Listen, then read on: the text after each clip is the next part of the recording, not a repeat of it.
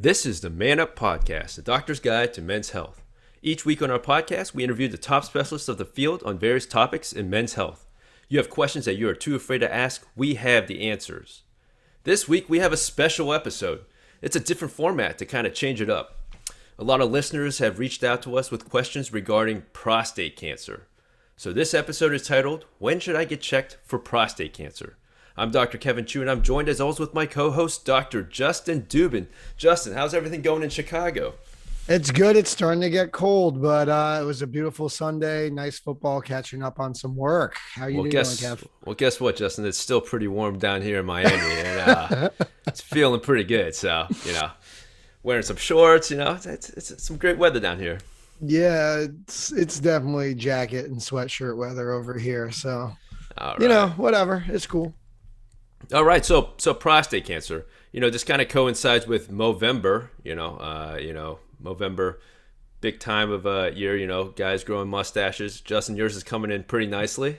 I'm trying for the people who are watching the YouTube channel. Yeah, it's gonna look nice. It's gonna look nice. But yeah, Movember, big month, men's health awareness.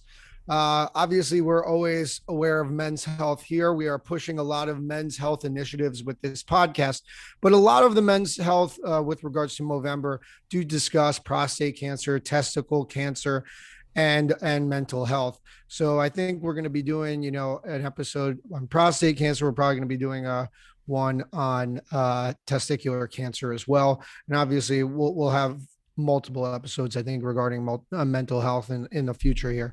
But I think that kind of prompted this discussion as well. And so let's get into it, because I think there's a decent amount to talk about with regards to prostate cancer screening. Right. Kev? Look, prostate cancer is the most commonly diagnosed cancer in the United States. I believe it's the second most in terms of actual deaths caused by it, but it's the most commonly diagnosed in men, right? And so one of the things that's linked with prostate cancer that I know a lot of our guys have heard about is the word PSA. So Justin, why don't you kind of tell us what is PSA? I mean, you hear it all the time.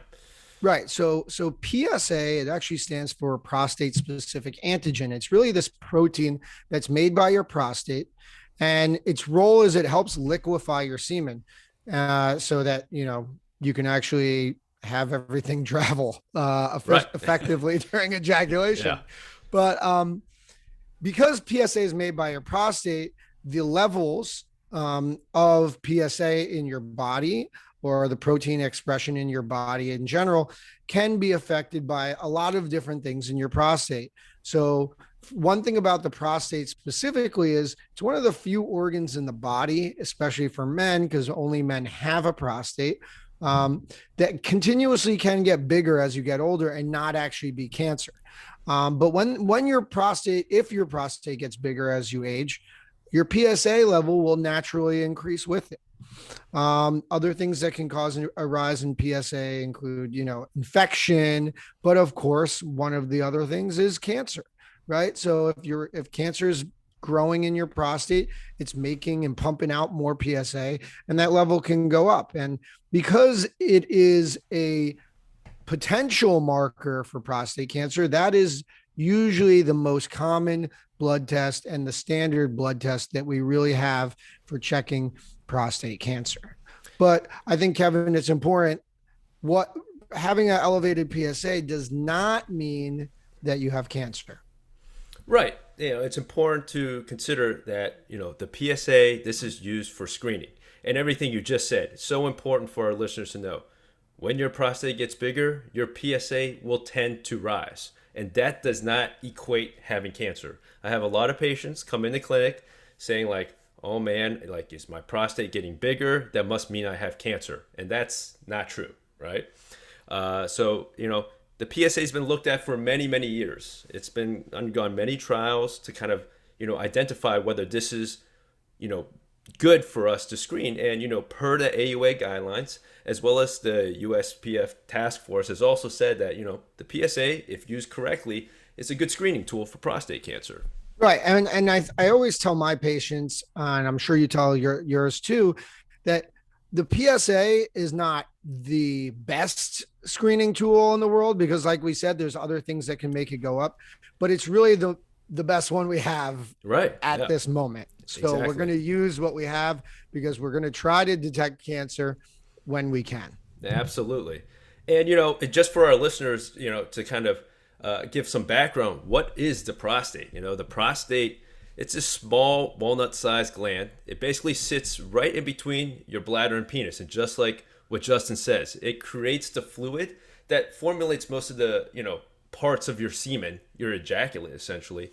And it helps the sperm survive and, get to its ultimate destination, which, yeah, it's for fertility usually, For but some people, for right, some right, people. right. But Well, yeah, yeah, biologically we're speaking. Yeah, and just one thing, coming from New Jersey, it's not actually prostrate. The prostrate is not a real organ. I swear to God, everyone called it prostrate in New York and New Jersey to the point that I actually Googled prostrate, thinking that there may I have think been you a still second call it organ. prostrate. Yeah, I sometimes do. Subconsciously, you still do. No, I think whenever I go back to Jersey, I start calling it a prostrate again. So. But Justin, so what PSA levels are worrisome? Like, a Right. patient gets their PSA test. What's worrisome? Right. So the first thing is it's a blood test. We just mentioned that. So when you're talking and you get the PSA, you get your blood drawn, you get the results, and you see a number. And the answer of what is worrisome kind of depends, right? Right. And that's kind of how a lot of medicine is. It depends on your history, it depends on your age, it depends on other things that are going on with you. But in general, most men should expect for normal men to have a PSA below 4. Right. But as I said, there's different levels to that, right, Kev? Like Right. when you're getting older, your prostate goes up, gets bigger, and your PSA can actually increase. And so there is some flexibility with that, but most of the time the number is 4. There is something called velocity, though. Kevin, you want to talk about what PSA velocity is? I think that's something else to always consider too. Right. Right. It's you get your let's say you get your PSA and it is less than 4, which is great. But the change that occurs over a year, over 2 years, these are things that need to be considered. So if there's a sharp rise over a short amount of time, that's something to be considered, even if it's still less than 4. That's something that still needs to be considered. But I think what you touched upon, Justin, is very it's very important for our listeners to know. This is and there's a lot of nuance to it. Like we can't just tell you like, hey, boom, boom, boom, this, and you're okay. It's not as simple as that. So we're just trying to give you the general information, and generally, as long as it's less than 4, generally it's okay, and generally the urologist won't tell you to get further screening past that. But there's a lot of nuances. There's a lot of things to consider that may prompt the urologist to say like, actually, this is something we should act upon. Right.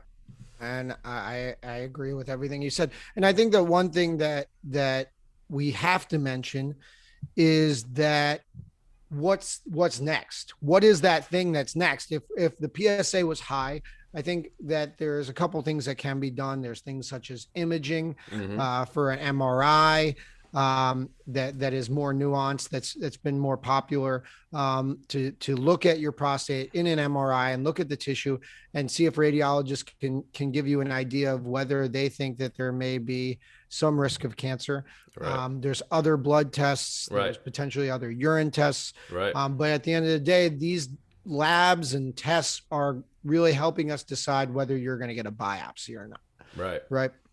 Yeah, and I mean, one other thing that the urologist is kind of popular and known for, if you have to go see a urologist, is a digital rectal exam. Those are still it's not in the guidelines, but some urologists would utilize that as part of the workup process. In determining next step, which is, as what Justin you said, which is a prostate biopsy. But we can save that actual, the all prostate biopsy thing for another day. I think that's another talk in itself. Completely, I agree. But yeah, the digital rectal exam is the urologist's handshake, right? That's what we're known for. It's in all the movies. It's in all of the television. It's sticking our fingers in your butt to feel your prostate. And do you need that is the question. Kev, what do you think? A guy comes in, we're talking about prostate cancer, and he's going to ask us, do you have to stick your finger up my butt? I don't really want to do that.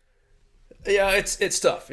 Justin, you may have a different opinion than I do. I think the rectal exam was utilized for a long time in conjunction with the PSA to determine the next step. I'm a very guideline driven person, and per the guidelines, it's generally based off the PSA and with also a context of the patient's history. For me, I don't generally use a digital rectal exam in deciding what the next step is. I think the MRI is very good. What do you think, Justin? I think it's kind of one of those things. It's shared decision making, and I think that's Right. going to be a word that we really use a lot here. I'm going to have the conversation with my patient. If the patient wants me to do the rectal exam, I'm happy to do the rectal Right. exam.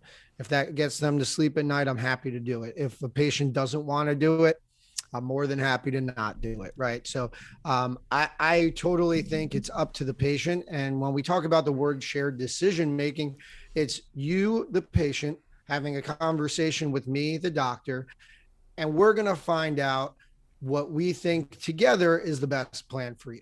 And if that includes a rectal exam, I'm happy to do it. If it doesn't, sure, I'm not going to do it. I'm very glad you brought that up. Shared decision making, prostate cancer. I think those things are like almost synonymous, right? With everything we're going to talk about in the next few minutes, I think you'll see that, a lot of it is going to be, look, we don't have the exact answers for you on the other side, but we're going to give you all the information we can so that way you can make the best decision going forward. 100%. I think that this is one of the really special things that urologists do, where it's not us literally saying, you're going to do this. This is what's going to happen. This is what we think. These are the options. How can we make this work so that you're happy, you feel comfortable, and I'm happy and I feel comfortable. It's really nuanced, as you said before. Yeah. So, what's great about this is a lot of our listeners reached out to us and, asked us, they wanted to know more about prostate cancer. So we actually had them, they called in. So we're able to kind of pull some of these up with some of these questions, and we'll try to answer them. So these are questions straight from the listeners that we're going to answer. All right. Let's do it. So here's the first one. Hey guys, love the show. My husband is 35 years old and his father has prostate cancer. I'm really worried about his future health. Do you guys think he should get his prostate checked? That's a great question. Justin, 35 years old. His father had prostate cancer. So, what do we do? What do the guidelines state? Yeah, and this is something that I think a lot of younger people are usually the ones who do come because and talk about prostate cancer because they do have some relative, whether it's their father, their brother, their uncle, their grandfather, who had prostate cancer. The caller's husband, though, is 35. Their father-in-law, we didn't get what age they were when they had it, which most people honestly don't know, which is fine, because I think the idea of having the family history in itself is important and enough. But obviously having the age is also helpful if you can. Right. So when we're looking about risk factors for prostate cancer, I think that the two main risk factors are family history of prostate cancer, family history of actually breast cancer, because there is data and genetics that show that, mothers, your mother breast cancer can be correlated with increased risk of prostate cancer as well as being an African American. African Americans are at higher risk, according to the guidelines now. So those are the high risk patients. So her husband is considered a higher risk patient for prostate cancer. But when we look at the guidelines, we really go by age grouping.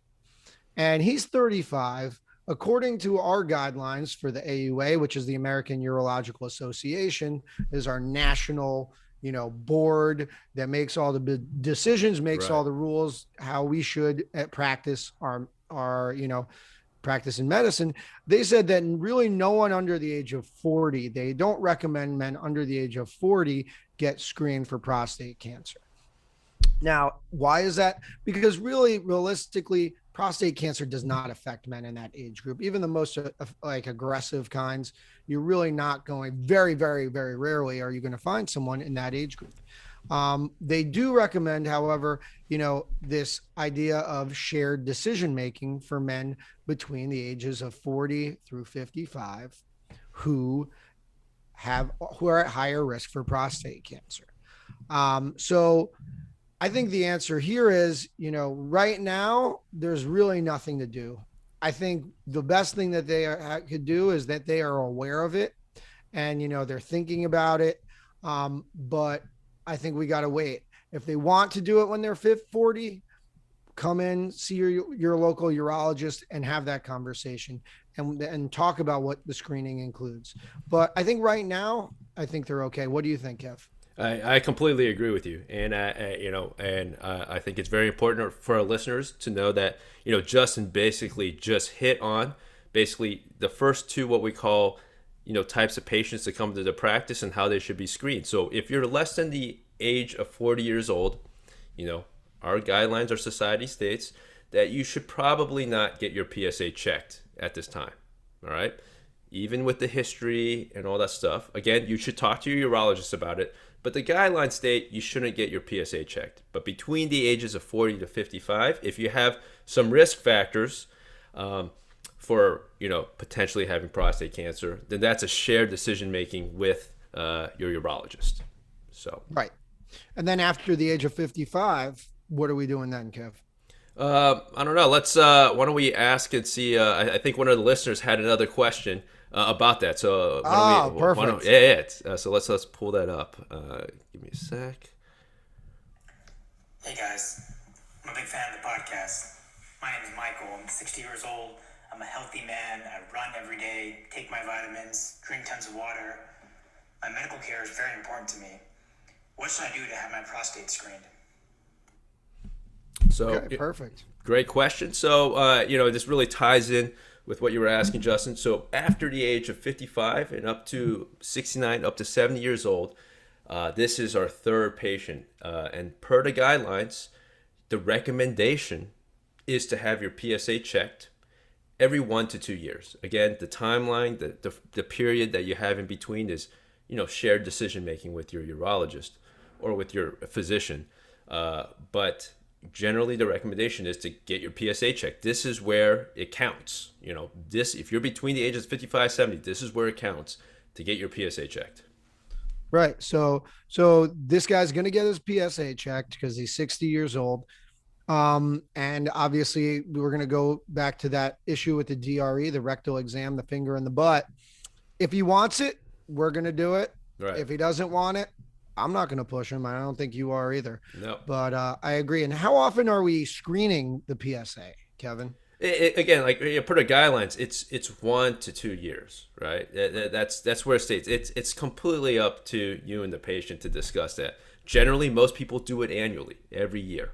All right, getting the PSA check. I think that in my practice, I tend to recommend it every year. Yeah, I agree with you. I agree 100%. I think, it's one blood test. It's fairly harmless. Once a year, you get a good measurement. You keep track of everything, and you get a better idea of that velocity that we also talked about. Right, if you right. can do it once a year. So I think you're dead on. All my patients 55 through 70, we're going to have the conversation about PSA. We're going to have the conversation about the rectal exam, Right. and we're going to see what they prefer and how they want to be screened, and that's what we're going to do. Yeah. All right. I think I have the next question, right? I think so, on yeah. here. Let me see. Let's do this. Hey guys, my father's now 75 years old. He's doing well, goes on hikes and plays golf every day. But what should he do for prostate cancer screening? All right. Okay, so you talked about before, like age 55 through 70. So we have, we had under 40, don't screen. We have 40 through 55-year-olds. If you're high risk, family issues, African American, we can talk about screening for prostate. You just talked about 55 through 69 through 70. Really, Right. that's the main group. What about the guys older? What are we doing, Kevin, for this guy who's 75? He's in great shape. He's golfing every day. What are you going to tell him? Oh, Justin, man, I wish I was golfing every day. I'm not gonna lie. Me too.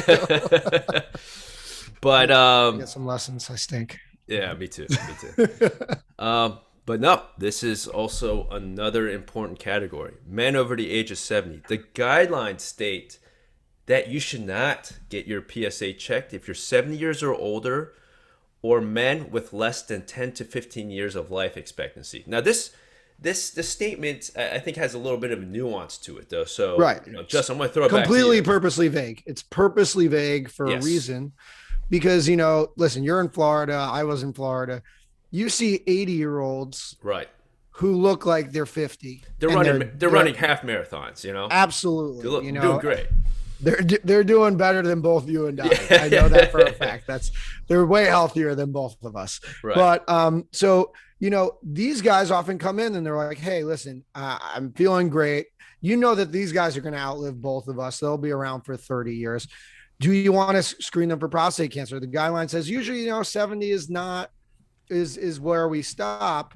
But I think in many situations like this, you're going to do the shared decision-making thing again, because personally, I try to, if I really think that they're, not the most healthy, but they're healthy, I do feel like I'm going to do it if they want to do it.